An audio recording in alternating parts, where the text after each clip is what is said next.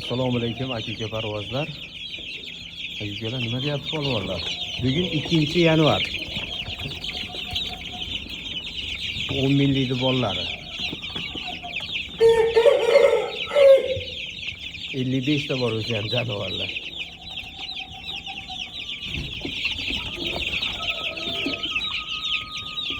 Tarozi ko'p. Bunchida mana kullar ham chiqdi.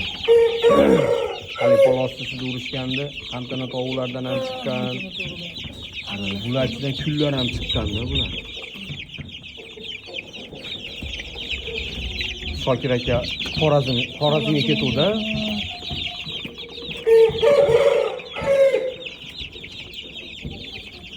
Mana desa 55 ta.